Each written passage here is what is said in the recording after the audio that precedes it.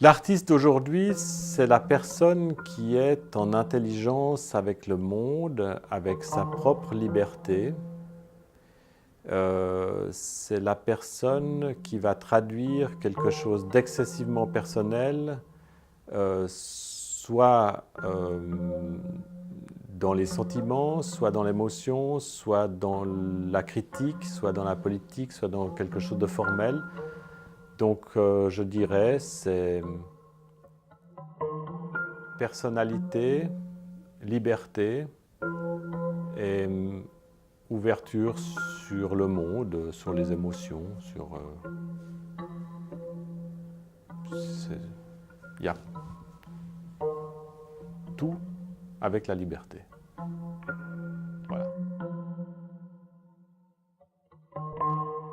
Je travaille à Genève, c'est simple, parce que j'y ai des avantages, c'est-à-dire que je suis dans un bel atelier parce que cet atelier ne m'est pas offert, mais disons, je ne pourrais pas en avoir un autre de cette taille ailleurs.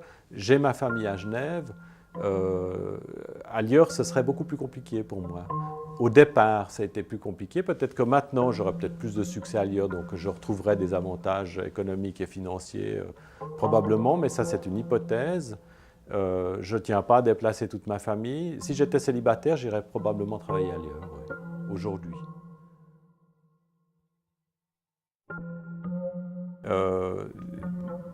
C'est un métier qui est difficile, c'est un métier où on croit qu'il y a de la concurrence, mais en fait, en réalité, il n'y en a pas, parce que chacun fait quelque chose de différent. Donc, c'est un métier qui souffre de cette pseudo-concurrence. Genève est une ville silencieuse, fermée, donc je lui ressemble. Je suis né là, j'ai cette culture-là, je peux...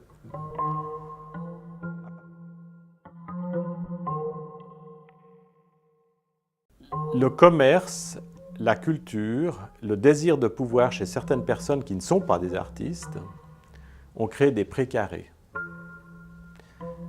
Et pour bien défendre son business, il faut bien défendre son territoire.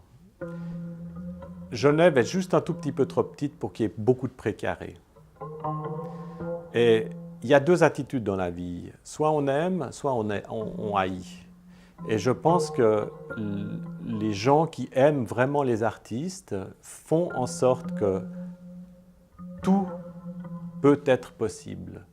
Il y a des périodes de liberté, il y a des périodes d'ordre dans l'histoire de l'art. Aujourd'hui, on vit dans une période d'ordre parce que les artistes ne décident pas ce qu'ils montrent, ce sont des gens qui ont pris les clés des musées qui décident ce que vont faire les artistes.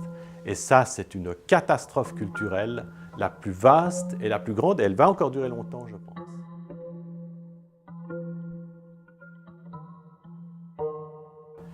Alors, si la ville dépense 208 millions de francs suisses, j'en ai pas vu une miette, mais j'en ai jamais vraiment demandé. Par contre, j'aimerais dire quelque chose qui est tout à fait étonnant, c'est qu'un jour, je devais m'inscrire à un concours et la date du concours m'a été mal transmise. Je suis arrivé trop tard sur la date, j'ai pris mon email, j'ai demandé si c'était possible d'avoir un délai tout en sachant que ce n'était pas possible. Une semaine après, on m'a répondu que non, ce n'était pas possible, puis qu'il y en avait d'autres qui avaient fait comme moi, qui s'étaient trompés, puis qu'on ne pouvait pas faire de cas particulier, ce que j'ai parfaitement compris. J'ai saisi l'occasion pour inviter cette personne, qui est une personne relativement importante dans la critique d'art et dans le patrimoine des arts plastiques à Genève.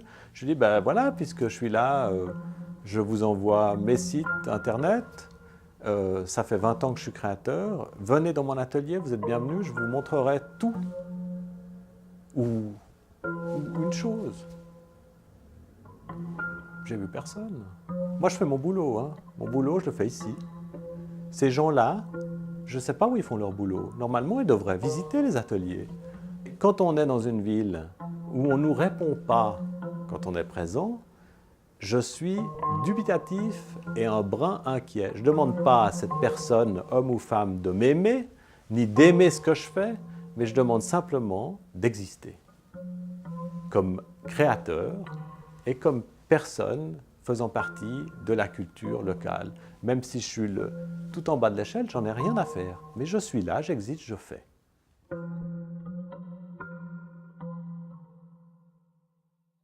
Le jour où je suis à la tête du département de la culture à Genève, ce qui arrivera certainement jamais, je crée des lieux et je fais aussi une autre amélioration pour que les gens puissent choisir. Il faut leur donner intérêt à choisir.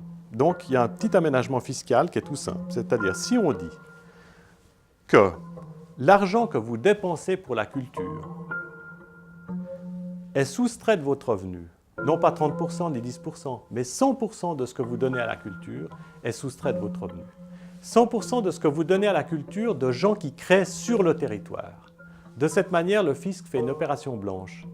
C'est-à-dire, vous venez m'acheter une toile, vous ne payerez pas sur ce revenu que vous me donnez, mais moi, je vous vends une toile, je paye sur ce revenu que vous me donnez. Donc, fiscalement, c'est blanc. L'État ne perd rien. Par contre, ça donne une liberté de choix qui est énorme.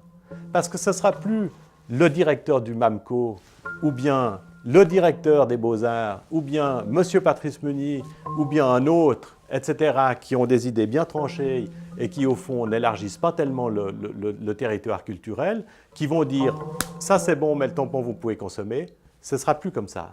Ce sera encore comme ça, parce qu'il y a des tas de gens qui aiment ce qui se passe au MAMCO, c'est tant mieux. Mais il y a d'autres gens qui diront « tiens, lui, tiens, elle, on va lui donner, on va aller acheter, parce que ce que j'achète, je peux le déduire. » Et s'il habite sur le territoire, il paye ses impôts, donc c'est déductible.